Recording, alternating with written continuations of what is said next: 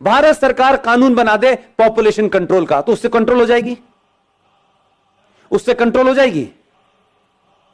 और क्या कानून में लगाए कि अगर नहीं मानोगे तो क्या करेंगे? क्योंकि आपको बीमारी है, हिंदुओं को बीमारी है, हमें नौकरी चाहिए, वो भी सरकारी। उन्हें नौकरी नहीं चाहिए, आपकी नहीं चाहिए, उनको नौकरी नहीं चाहिए, आपकी सब्सिडी। क्या करेंगे आप? क्या कॉलम लगाएंगे इसमें कि पॉपुलेशन कंट्रोल के लिए 2 बच्चे होने चाहिए, जो इसका उल्लंघन करेगा वो उसके साथ क्या करेंगे आप? बता दीजिए। कोई है आपके पास चार्टर इस बात का? लेकिन पूरा देश इसमें नहीं नहीं, पॉपुलेशन हमारे कंट्रोल पे लॉ बनना। अरे लॉ बन जाएगा, लेकिन लागू कैसे होगा? मैं पूछ रहा हूं, जो उल्लंघन करेगा क्या करेंगे? मार देंगे बच्चे को। उनके यहां तो अल्लाह की देन है। आप क्या करेंगे? बताएं, कोई सलूशन हो सरकार को बताएं। और ऐसे ऐसे शेख चिल्ली टाइप की बात करेंगे। नहीं साहब, उनका जो है मताधिकार कैंसिल कर देना चाहिए। यह हिम्मत है? जो काम आप लीगल कर रहे हैं उसको तो पुचकार पुचकार के करना पड़ रहा है आपको। जो संविधान में लिखा है उसको मजबूरियों में, ठोड़ियों में हाथ डाल के करना पड़ रहा है, इतनी पावरफुल सरकार होने के बावजूद भी। आप उनके मददगार ले लेंगे और पूरी दुनिया चुपचाप बैठी रहेगी। लेने की हिम्मत है? इसके अलावा उनका कोई मतलब नहीं है। उन्हें इसी काम के लिए तो बच्चे पैदा कर रहे हैं वो, और किस काम के लिए कर रहे हैं? बाकी दुनिया तो उनकी चली रही है। कितने लोग उसमें से सीईओ बनने के लिए जा रहे हैं? उनका तो पढ़ा लिखा इंजीनियर और डॉक्टर जो है केरला और मध्य प्रदेश, महाराष्ट्र से आईएएस में भर्ती होने जा रहा है। आज के कंप्यूटर युग में वो ये काम कर रहा है। लेकिन आप अपने बच्चे से कहेंगे इधर झगड़ा हो रहा है बेटा, इधर से मत जाना, तुम अपनी से इधर से जाना। उधर झगड़ा होने लगा तो आप कहेंगे इधर। इतने रास्ते आपने कर दिए कि अपने बेटे को, अपने बच्चे को लड़ना नहीं सिखाया कि ये चैलेंज है, तुम्हें लड़ना पड़ेगा। आज नहीं कल, कल नहीं परसों, 10 साल बाद, 50 साल बाद हम उसे बचाते रहे। जब सामने वो आया तो उस बेचारे ने एक्सेप्ट कर लिया कि यार मैं लड़ तो सकता नहीं हूं। तो क्या फर्क पड़ता है यार, अगर मैं अपना नाम राम प्रसाद से गुलाम नबी रख लूं तो क्या फर्क पड़ता है? तब वो ये कह देता है। तब आपको लगता है अरे ऐसा कैसे हो गया? इसलिए लवजहाद का भी शिकार आप हैं, क्योंकि आपको फुर्सत नहीं। मैंने बताया कि ना, माताजी गई हैं कीर्तन सुनने, पिताजी पैसे कमाने गए, घर में कोई भाई नहीं है। वो लड़की जो आपके घर में है भाई, उसके भी मन में बदलते हुए समाज की चीजें हो रही होंगी कि नहीं? वो भी किसी से बात करेगी कि नहीं? उसके बरखिलाफ दूसरे समाज में वो बीमारी वहां क्यों नहीं हो रही और आप क्या क्यों हो रही है? क्योंकि आप तो ज्यादा पढ़े लिखे हैं, आप तो बहुत मॉडर्न हैं, उसके बाद ये बीमारी आपकी हो रही है, और इतनी हो रही है कि अब आप चिंतित हैं। आपने अपने कारणों से ऐसे संकट पैदा किए हैं। आपका बस चले तो ये भी कहें कि अब इस पे भी कानून है। कानून के पीछे पड़ गए। कानून को कौन मानता है? कानून तो रेप का भी है, कानून तो दहेज का भी है। कुछ रोक रहा है? जब समाज में एक बड़ी आबादी भीड़ तंत्र में तब्दील हो गई हो, जो सुप्रीम कोर्ट को डराती हो, जो संसद को डराने में सक्षम हो, तब कानून कुछ नहीं करता है, तब समाज को करना चाहिए। भारतीय जनता पार्टी का ठेका है क्या? आरएसएस का ठेका है सिर्फ कि वही सिटीजन अमेंडमेंट एक्ट पे निकलेगी? ये भारत के बाकी लोग जिनका आरएसएस से या बीजेपी से कोई संबंध नहीं है, वो क्या हाथ बांध के पीछे खड़े रहेंगे? फेसबुक पे बस बोलेंगे? वो खुद क्यों नहीं कुछ कर रहे? कोई रोक रहा है क्या आपको? अगर वो ऑर्गेनाइज कर रहे हैं तो उसमें भी आप जाके शामिल क्यों नहीं हो रहे? जो बीजेपी का है वो जाएगा क्योंकि वो कार्य करता है, उसको टिकट लेनी है, उसको कुछ बनना है, उसको कैरियर है, इसलिए वो जाएगा। लेकिन दूसरी तरफ क्या हो रहा है? अहले हदीस का भी आ गया है, बरेलवी का भी आ गया है, देवबंदी का भी आ गया है, सब बाहर आ गए। इस वक्त लड़ाई उनकी मुश्तरका है, इसलिए सब निकल के आ गए। लेकिन अभी भी आपकी लड़ाई है, समाजवादी वाला हिंदू क्यों जाएगा, वो क्यों नहीं जाएगा, इन जाएगा। वो एक ही पार्टी का काम है, एक पार्टी का काम नहीं है। ये citizen amendment bill Bharatiya Janata party का एजेंडा नहीं है। वो पॉलिटिक्स में है, उनकी पार्टी सत्ता में है, इसका मतलब नहीं सारा ठेका उन्हीं का है। मेरा और आपका जो उसका भारतीय जनता पार्टी से डायरेक्टली इनडायरेक्टली कोई संबंध नहीं है, लेकिन एक इस नागरिक के नाते, इस देश के एक समझदार, एक ईमानदार सिटीजन के नाते मेरी कोई भूमिका नहीं है। दंगे होंगे तो पुलिस रोकेगी, जुलूस निकालना होगा तो बीजेपी निकालेगी, हम सिर्फ जो है बैठे बैठे अपने लड़के को अमेरिका भेजने का रास्ता बताएंगे। ये नहीं चलेगा। एक संकट नहीं है, ये सिर्फ शुरुआत है जो बहुत दिन से रुकी हुई थी।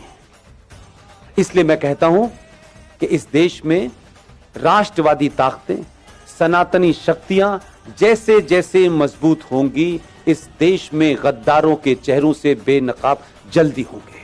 लिहाजा अगर आप ये चाहते हैं, सरकारें आएंगी, सरकार चली जाएंगी, कोई पता नहीं है कौन कितने समय तक रहने वाला है। देश तो पहले भी चल रहा था, घिसट रहा था, कुछ अच्छा था, कुछ बुरा था, कुछ जीते कुछ हारे, ये सब चल रहा था। लेकिन अपने दिल पे हाथ रखिए कि जिन समस्याओं को हम नेहरू जी ने दे दी है, ये गांधी जी ने दे दी है, ये फला ने दे दी है, ये उसने कर दी है, जब उन समस्याओं को जड़ से खत्म करने का समय आ रहा है तो फिर इतनी अगर मगर क्यों हो रही है? फिर इंतजार किसका हो रहा है? पहली बार इस देश में सरकार राष्ट्र के लिए काम कर रही है, तो समाज की जिम्मेदारी क्या है कि पूरी ताकत से खड़े हों और सरकार को यह भरोसा दिलाएं कि हम जो काम आप कर रहे हैं वो हमारे लिए शायद उसका तत्कालिक कोई फायदा हो ना हो, लेकिन आने वाली नस्लों के लिए होगा। यह तय होगा कि 20 साल के बाद मेरे बच्चे टोपी लगाएंगे, मेरी बेटियां बुर्का पहनेंगी या नहीं पहनेंगी। अगर नहीं चाहते हैं तो ताकत से खड़े होइए। वो कौन है, कौन नहीं है, कैसा है, बुरा है, अच्छा है, यह महत्व नहीं है। इस समय कई सवाल पूछने का समय नहीं है, दूसरे सवाल नहीं पूछ रहे हैं। पूरी दुनिया में है, पाकिस्तान नेशनल असेंबली का चेयरमैन चिट्ठियां लिख रहा है सऊदी अरब को। 2.5 लाख की रैली निकल रही है उस बांग्लादेश को जिसे आपने चड्डी बनियान पहनना सिखाया है। नंगे घूम रहे थे वो, जिनकी आधी आबादी आपके मुल्क में है, और आपके मुल्क में सत्ता लोभी लोग उनको कह रहे हैं इनको रखो, ये हमारे दबान है, क्योंकि इन्हीं से हमें वोट मिलेगा और इसी हम सत्ता में रहेंगे। यही कारण रहा होगा 1000 साल पहले भारत के गुलाम होने का, जो आज दिखाई देता है मुझे।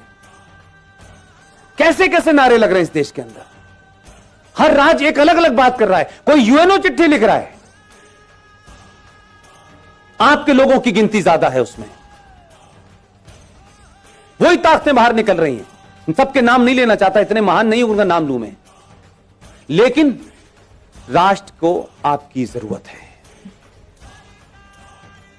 और आप समझ लीजिए, हम सब लोग इतने बेहया हो चुके हैं, इतने बेगैरत हो चुके हैं कि हम जरा सा अगर हमारे आदमी में कहीं कमजोरी हो गई, जरा सी कहीं हल्का सा भी वो कमजोर पड़ा, हम पहले लोग हैं जो ये कहेंगे। हम बहुत कह रहे थे यार इतना नहीं करना चाहिए था, देखो इसने इतना ज्यादा कर दिया था, हम इतने मक्कार लोग हैं।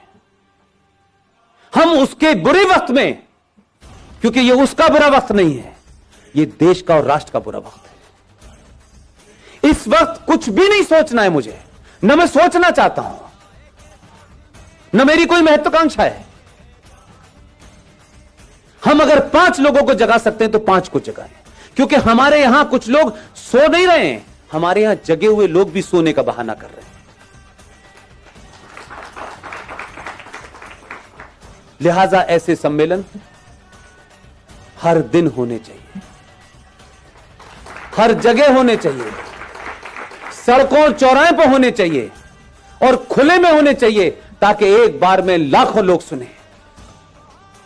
इसकी यह महत्वता नहीं है कि इसमें कौन बोलने आया है, कौन चीफ गेस्ट है, कोई ना कोई आता रहेगा। और आपने सोचा भी नहीं होगा कि इस देश में 15-20 लोग इसी समय देश के अलग अलग कोनों पे बोल रहे हैं। उनका किसी पार्टी से कोई संबंध नहीं है, वो किसी पार्टी के ऑफिस नहीं गए। हमारा राष्ट्रवाद राज्यसभा की कुर्सी तक महफूज नहीं रहना चाहिए। अब हम राज्यसभा में आ गए तो हमारा राष्ट्रवाद पूरा हो गया, अब हमें सत्ता की मलाई खानी है। उससे पहले हम बहुत राष्ट्रवादी थे। मैंने कई लोगों को रातों रात बदलते देखा है पिछले 6 महीने में, माफ कीजिएगा।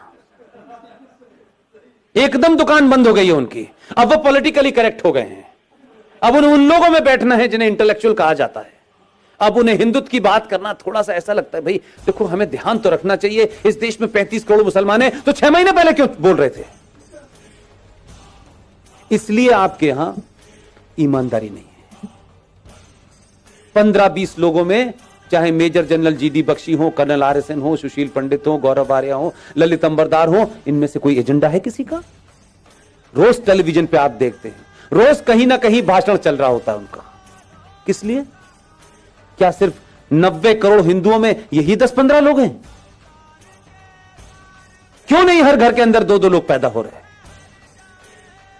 क्यों हम ये मानते हैं कि राष्ट्रवाद एक शाम में चाय पीने जैसा है, कोई थोड़ी देर के लिए राष्ट्रवाद भी बात कर लें? कुछ लोगों का राष्ट्रवाद 9 बजे रिपब्लिक टीवी देख के शुरू होता है और 11 बजे कहते हैं बस भारत माता की जय, सो जाओ।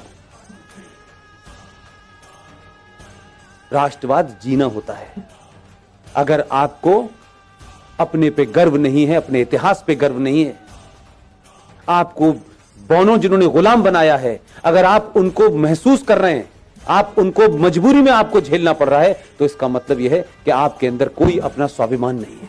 जिसमें स्वाभिमान नहीं होता उसे राष्ट्र की कोई चिंता नहीं होती। उसको किसी भी हालत में रख दो, वो एडजस्ट कर लेगा, वो नाम बदल लेगा, वो धर्म बदल लेगा, वो लड़की की शादी करके एक नया रिश्ता बना देगा और नाम लगेगा, रख लेगा अपना शब्बीर कुमार। वो कुछ भी कर लेगा। अगर जागृत समाज होता तो उस दिन बोलना चाहिए था जिस दिन गुलशन कुमार की हत्या हुई थी। आप 3 चीजें रख रहा हूं रवि भाई, ध्यान दीजिएगा। इस देश की प्राइमरी एजुकेशन को हमने क्रिश्चियंस के हाथों सौंप दिया है, राइट? इस देश के इतिहास को हमने 70 सालों में कम्युनिस्टों के हाथों में सौंप दिया था। और तीसरी चीज बताऊं, इस देश का एंटरटेनमेंट आपने जिहादी मुसलमानों के हाथों छोड़ दिया। आपकी तीनों चीजें आपके पास नहीं है, इसलिए गुलशन कुमार की हत्या हुई, आप समझे ही नहीं कि उसका क्या मसला था। गुलशन कुमार की हत्या भारत की एंटरटेनमेंट इंडस्ट्री के अंदर भजन, कीर्तन और मंदिर को बाहर कर दिया उसने। और अब मौला रे मौला होता है, लड़की हिंदू घर की होती है, लड़का मुसलमान घर का होता है। हर फिल्म में बताया जाता है इस्लाम कितना अच्छा है, हर फिल्म में बताया जाता है कि मुसलमान कितना अच्छा होता है। आपकी नई जनरेशन इसी चक्कर में गफलत पे है। ना आपने खुद इतिहास लिखा है, ना प्राइमरी एजुकेशन आपके पास है, ना ही इंटरटेनमेंट का कोई नैरेटिव आपके पास है। इसलिए दिवाली पे सलमान की पिक्चर रिलीज होगी, ईद पे शाहरुख की होगी और क्रिसमस पे आमिर खान की होगी।